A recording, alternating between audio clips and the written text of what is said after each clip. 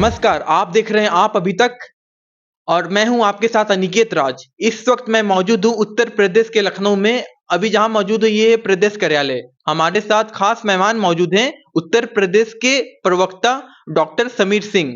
Sir आपका आप अभी तक चैनल में बहुत बहुत स्वागत और अभिनंदन है। नमस्कार। सर मेरा सबसे पहले आपसे प्रश्न है, नए भारत के नए उत्तर प्रदेश को आज हम देख रहे हैं। इसको लेकर आस्था और अर्थव्यवस्था दोनों को लेकर उत्तर प्रदेश कैसे आगे बढ़ेगा?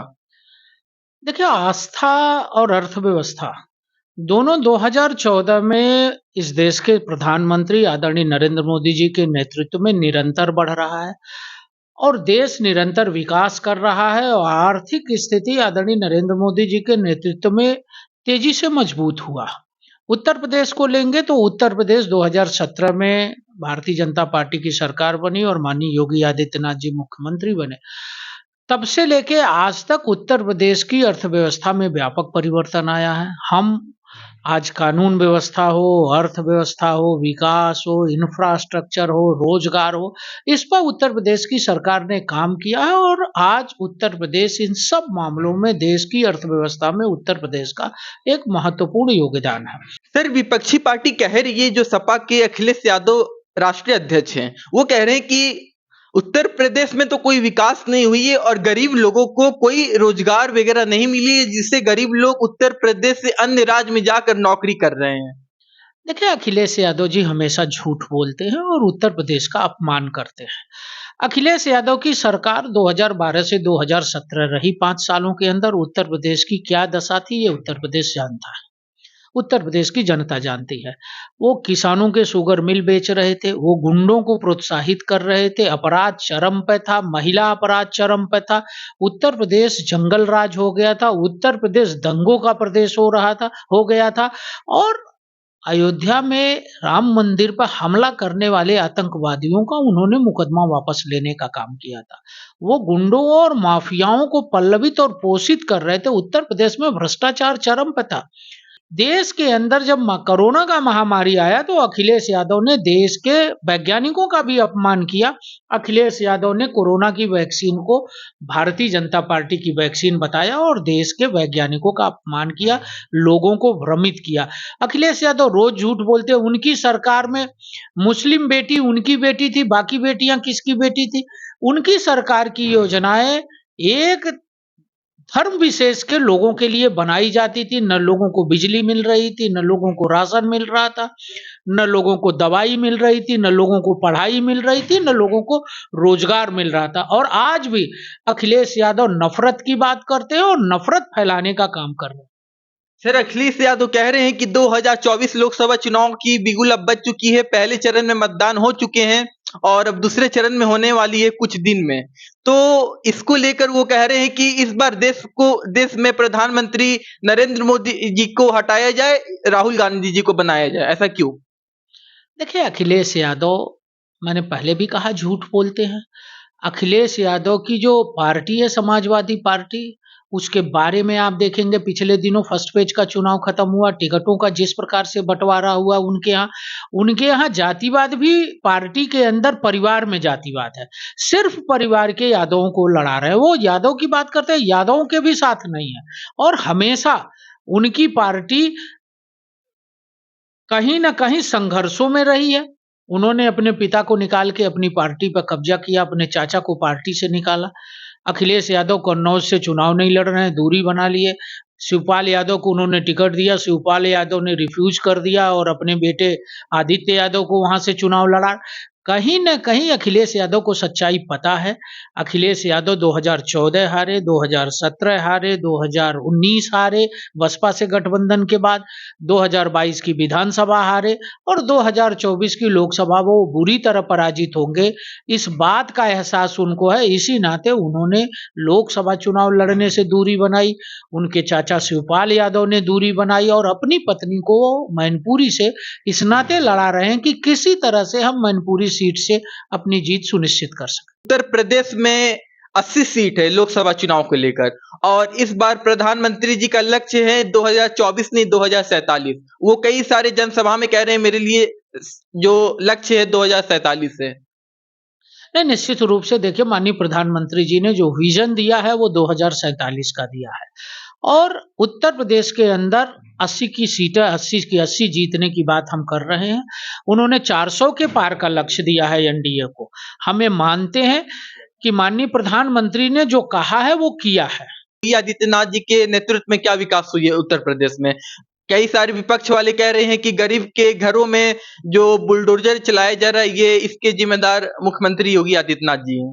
देखिए नज़रिया का फ़र्क होता है। विपक्ष के नज़रों में जो माफिया हैं, गुंडे हैं, वो उनको गरीब दिखते हैं और गरीब उनको नहीं दिखता है। लेकिन भारतीय जनता पार्टी के नेता और हमारे देश के प्रधानमंत्री माननीय मोदी जी और उत्तर प्रदेश के मुख्यमंत्री माननीय योगी जी की नज़रों में गरीब का विकास होना चाहिए, गुंडा माफिया जेल में होना चाहिए। देखिए जिसको प्राथमिकता पर माननीय मोदी जी ने लिखा था, माननीय मोदी जी ने कहा हम सबका खाता खोलेंगे।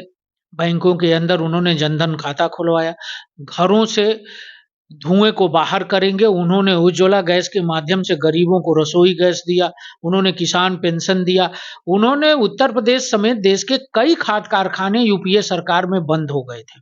उसमें गोरखपुर का भी फर्टिलाइज़र कारखाना था, जिसको माननीय मोदी जी के नेतृत्व में शिलान्यास भी हुआ और माननीय मोदी जी ने उसका उद्घाटन भी किया और आज गोरखपुर के फर्टिलाइज़र कारखाने में बड़े पैमाने पर फर्टिलाइज़र खाद बन रहा है और देश के 5 ऐसे बड़े कारखाने फर्टिलाइज़र के जो बंद थे, उनको मोदी जी ने प्रारंभ किया। उत्तर प्रदेश के मुख्यमंत्री योगी आदित्यनाथ कई सारे सभा में बोले हैं कि उत्तर प्रदेश में अब फिल्म सिटी बनाया जाएगा। देखिए निश्चित रूप से आप देखेंगे नोएडा के अंदर हम इंटरनेशनल एयरपोर्ट बना रहे हैं, एशिया का सबसे बड़ा एयरपोर्ट बना रहे हैं और नोएडा के अंदर ही हम सबसे बड़ा फ़िल्म सिटी बनाने जा रहे हैं, उसके लिए ज़मीन हो गया है, लोग वहाँ काम कर रहे हैं और जल्दी ही अविलंब नोएडा एक ऐसा शहर होगा, जहाँ मुंबई के बाद सबसे ज़्यादा फ़िल्मों का प्रोडक्शन होगा और फ़िल्म की दुनिया के लोग नोएडा के अंदर नोएडा और उत्तर प्रदेश के विकास को गति देंगे। अभी कुछ दिन पहले सपा के राष्ट्रीय अध्यक्ष अखिलेश यादव मुख्तार अंसारी के मौत पर उनके आवास गाजीपुर के बगल में मोहम्मदाबाद है, उनके आवास पर गए थे। नहीं देखिए वही मैं कह रहा था कि कहीं न कहीं अखिलेश यादव की पार्टी, समाजवादी पार्टी गुंडों को पुरस्कृत करने वाली पार्टी है, आतंकवादियों का मुकदमा वापस लेने वाली जिस प्रकार से अखिलेश यादव ने मुख्तार अंसारी के मौत पर तुष्टीकरण की राजनीति की वो बहुत ही निंदनीय है। वो जाके फतीहा पढ़ रहे थे, वो फतीहा पढ़े। वो अतीक अहमद के मरने पर उनको कष्ट होता है, मुख्तार अंसारी के मौत पर उनको आरोप लगाना रहता है। ऐसे 1 दर्जन गुंडा और माफिया होंगे, जो उत्तर प्रदेश के अंदर जिनका पुलिस ने एनकाउंटर किया होगा, जो अपनी मौत मरे होंगे, जो किन्हीं कारणों से जिनकी मौत हुई, वो सब उनको जो बड़े अपराधी थे, कहीं न कहीं अखिलेश यादव को वो गुनहगार नहीं दिखते हैं।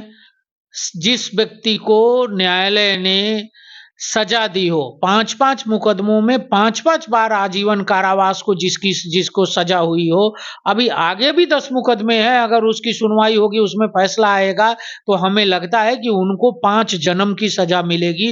वो व्यक्ति अखिलेश यादव को बेगुनाह दिखता है, तो मैं निश्चित रूप से कह सकता हूँ कि अखिलेश यादव जी, आपकी नज़रों का दोष है और आपको अपराधी बेगुनाह दिखता है और बेगुनाह अपराधी दिखता है।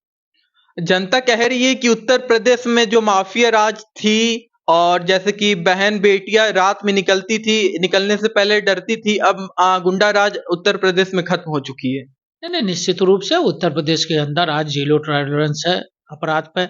आज हर आदमी स्वतंत्र रूप से घूम रहा है, हमारी बहनें, माताएँ स्वतंत्र रूप से घूम रही, किसी की मजाल नहीं, किसी की औकात नहीं जो नज़र दिखाते और यही हमने कहा था कि हम उत्तर प्रदेश में कानून का राज स्थापित करेंगे और आज कानून का राज स्थापित है। सर आपसे आखिरी सवाल है सर, उत्तर प्रदेश में जैसे कि प्रधानमंत्री जी बोले कि 4 जून को 400 पार इस बार आना है, तो 400 पार 4 जून के बाद उनका लक्ष्य है कि भारत को एक नई दिशा देना। सर क्या लगता है इस बार 2024 में क्या भारत को क्या देखने को नया मिलेगा सर? देखिए, आप देखेंगे माननीय मोदी जी जब से देश के प्रधानमंत्री बने हैं, निरंतर भारत का स्वाभिमान बढ़ रहा है। आप यूक्रेन और रसिया के युद्ध में देखे होंगे, माननीय प्रधानमंत्री जी ने बात किया, जो हमारे भारत के छात्र फंसे थे, उस युद्ध को रोक के दोनों देशों ने भारत के विद्यार्थियों को भारत पहुंचाने का काम किया। आप देखिए इजराइल के युद्ध में भी दुनिया ये कह रहा है कि अगर भारत के प्रधानमंत्री उसमें हस्तक्षेप करें तो उससे इजराइल और फिलिस्तीन का युद्ध रुक सकता है। अभी जो हमारे लखनऊ से निकट कुछ दूरी पर प्रभु श्री राम जी का मंदिर स्थापित है, जो 22 जनवरी 2024 को प्राण प्रतिष्ठा हुआ, उसी प्रकार अबू धाबी में भी प्रभु श्री राम जी का मंदिर की स्थापना की गई है। देखिए निश्चित रूप से ये माननीय मोदी जी के नेतृत्व की क्षमता का प्रकटीकरण है कि जो अयोध्या के अंदर 500 वर्षों से प्रतीक्षा में देश की जनता थी कि भव्य राम का मंदिर बने, वो माननीय मोदी जी योगी जी के नेतृत्व में अयोध्या में भव्य राम का मंदिर बन के तैयार हुआ और उनकी प्राण प्रतिष्ठा हुई। पूरी दुनिया ने उसको सराहा और हम सब के लिए सौभाग्य का विषय। और आज आबू धाबी हो, बाकी दुनिया के देश हो, जहाँ हिंदू सकुचाया रहता था, आज वो गर्व से उस देश के अंदर अपने प्राण प्रतिष्ठा, अपने पूजा अर्चना और अपने धर्म की रक्षा के लिए काम कर रहा है और अपना जीवन जी रहा है। हमारा हिंदू धर्म जो है सांस्कृतिक राष्ट्रवाद, जिसको भारतीय जनता पार्टी ने अपने एजेंडे में लिया था, हमारा सभी धर्मों का सम्मान करना काम है। हमारे यहाँ नारा है कि वसुधैव कुटुंबकम, हम दुनिया की बात करते हैं, हम सिर्फ हिंदू की बात नहीं करते। ठीक है, जिसकी जो जीवन पद्धति है, जिसमें जिसकी आस्था है, वो उस काम को करे, लेकिन किसी को भी सताने और डराने का अधिकार नहीं है, किसी को धर्म परिवर्तन करने का अधिकार नहीं है। जो जिस धर्म को मानना चाहता है वो माने, लेकिन हमारे धर्म का अपमान मत करे, ये हम सुनिश्चित करेंगे। सर, आप अपने कीमती समय दिए, बहुत बहुत धन्यवाद। कैमरामैन राज के साथ अनिकेत राज, आप अभी तक लखनऊ। देश और दुनिया की खबरों से अपडेट रहने के लिए आप अभी तक न्यूज चैनल को सब्सक्राइब करना ना भूलें और साथ ही हर न्यूज का नोटिफिकेशन पाने के लिए बेल आइकन को भी दबाएं।